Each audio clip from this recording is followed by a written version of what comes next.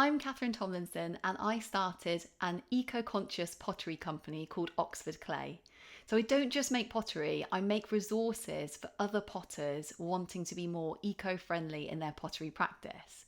And that's what this podcast is all about. It's about sharing everything I've learned along my eco-conscious pottery journey with you. And I'm so glad you're here with me. Let's go.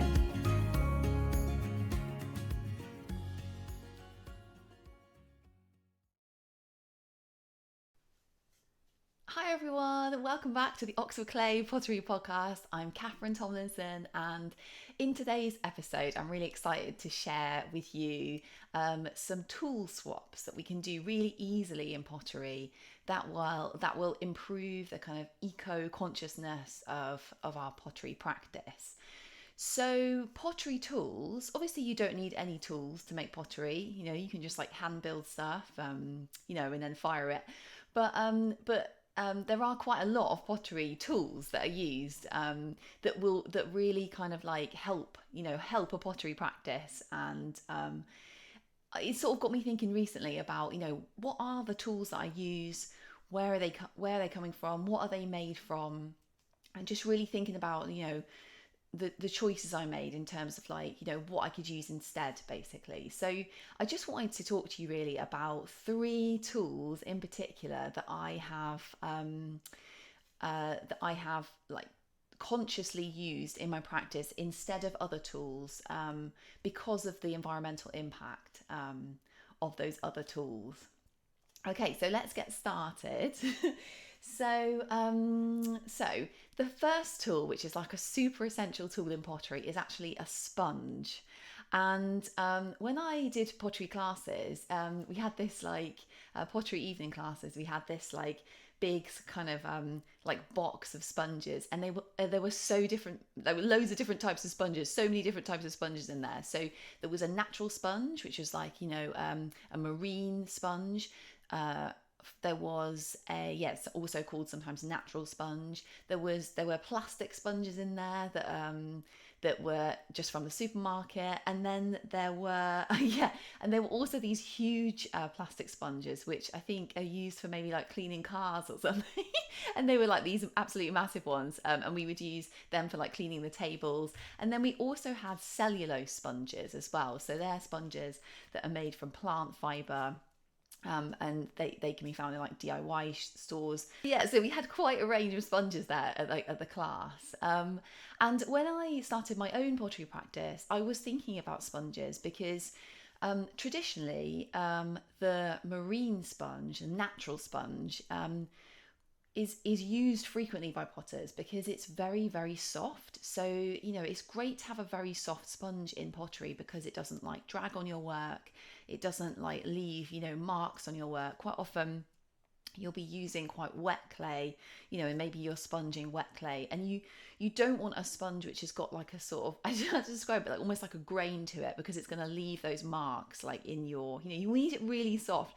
It's going to leave marks in your work if you're dragging across a sponge which is quite it's quite hard, sort of thing. So that's why lots of potters use marine sponges. But the thing is, marine sponges they're actually classified as animals, for various reasons. One of those reasons is the way they reproduce, and another reason I think is that they can move around as larvae when they're little. So I think there's a couple of things that classify them as animals. So the thing is, when they're harvested, that is the animal being harvested basically, from the sea. So they're taken from the sea, and then they're left to die basically out of the water.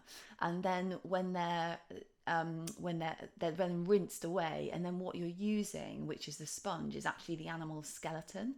So I mean, I just thought, I wonder if there are other sponges I could use instead, because I knew there were loads of other sort of options out there. So I was sort of investigating, and and a cellulose sponge kind of popped up as like the best option. So cellulose sponges, they're made from plant fibers, wood fibers, and although like they aren't, I would say they're not as soft as marine sponges, as natural sponges, they are a really good alternative. Like, yeah, especially they're very hard when you have them dry, but when you wet them, they do turn into like a very soft sponge. And the really good thing about them is they biodegrade as well, unlike plastic sponges, which take much longer to biodegrade. So in landfill, I looked this up, and apparently it takes at least 58 years for a plastic sponge to biodegrade in landfill. Cellulose sponges, yeah, they're very cheap and affordable, and you can get them from a supermarket, or you can get them, like I said, from like a hardware store. Yeah, so cellulose sponges is something that I universally use just in my pottery practice now, and I use a big one from the kind of hardware shop, which is like, more for like decorating. I use that for like, cleaning surfaces, cleaning tools, cleaning my hands. And then I cut them up and do like a smaller one.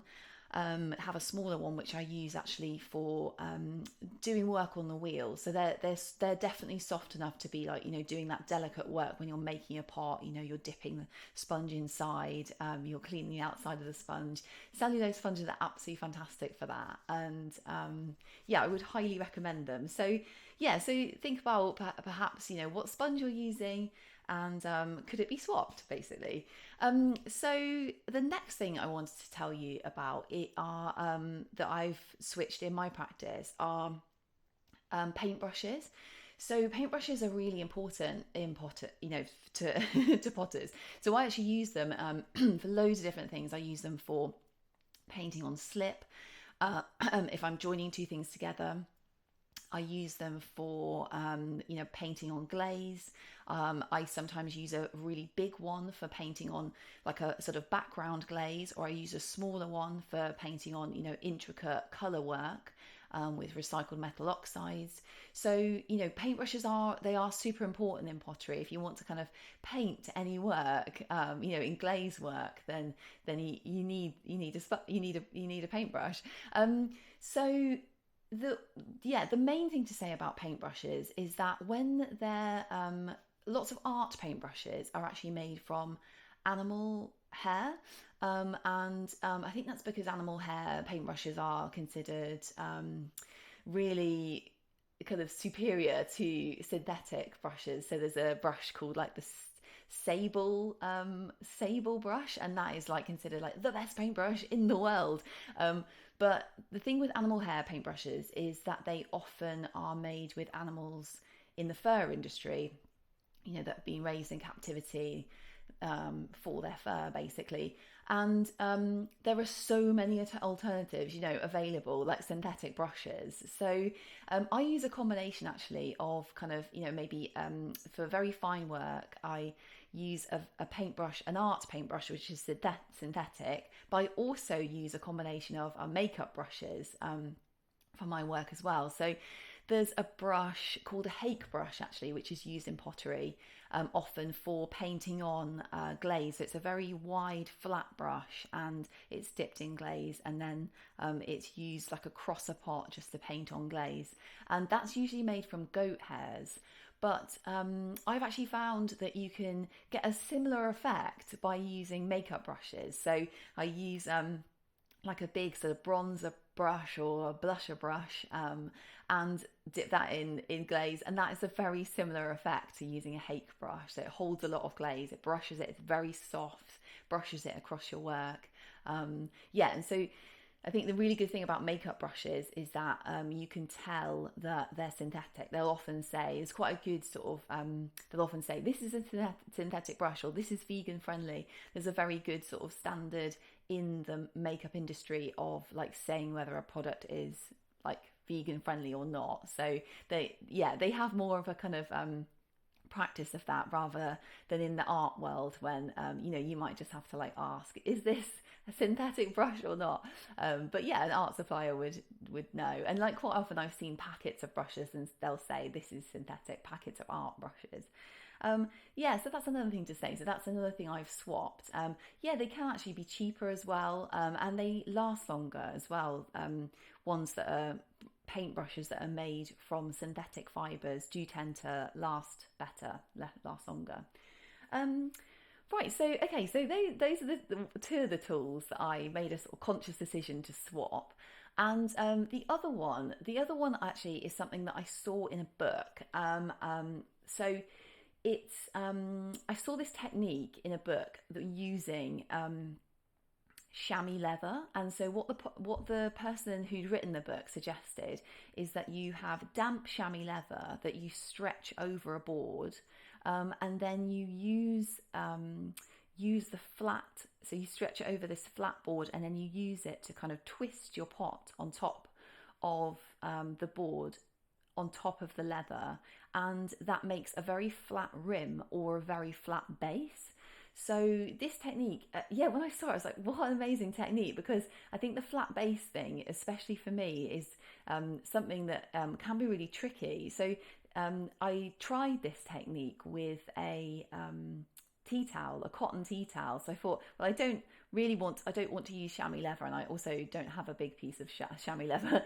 But yeah, and also I'm consciously not using sort of animal products in my pottery practice. So I decided, let's try it with just a normal cotton tea towel cloth. So the grain of the cloth is very tight because it's like a nice like cotton tea towel, and so yeah, the weave is very tight, so it's not going to make like marks on my pot as I'm doing it. But I dip it in water, I stretch it across a very flat board, and then I twist the base of my pots on it, and it's amazing. It makes a really flat base. So just to say, some things that chamois leather are used for in pottery, you can just use like a tea towel instead. So if you've ever like seen this technique done, I've never seen it done in person, but like I said, I read it in a book and I thought that's a great technique. But yeah, you can do it with like non-animal products instead.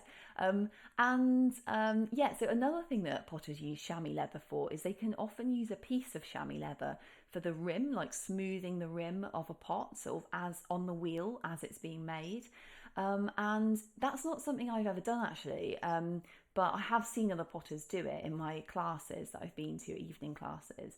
So just to say, this is something that you can actually just use your hand. That's what I use, or a sponge. You can use a very, like a cellulose sponge, like we were talking about, a very soft sponge. Sometimes I use a sponge as well. But you can get, that smooth rim effect with other things. I actually watched a YouTube video as well once, where someone was using a plastic bag, like just a piece of plastic bag, and they were smoothing the rim with that.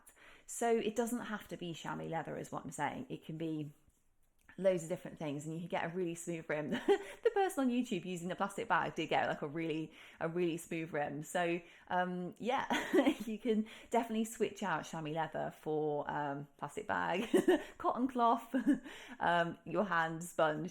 So okay, so those are the three main things I wanted to tell you about in terms of material swaps. Yeah, I mean, like, it's obviously up to every potter, what materials they're using and stuff, but I just wanted to give you some ideas, like the things that I swapped and how easy they were to swap. Especially for me, the paintbrushes and sponge and cloth, they're just all really easily available things. You can just swap yourself extremely easily. Yeah, so thank you so much for joining me on this episode, and I'm really looking forward to seeing you on the next one. And until then, happy potting!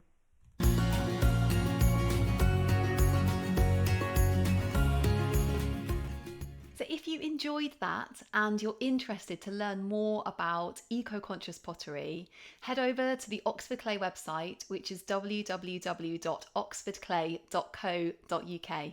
I can't wait to see you there.